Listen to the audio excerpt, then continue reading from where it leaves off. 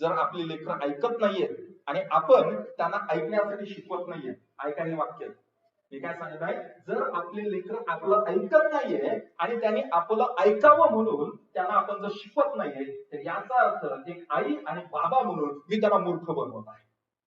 माझ्या लेकरांना मूर्ख कोण बनवत आहे? मी बनवत आहे. काय?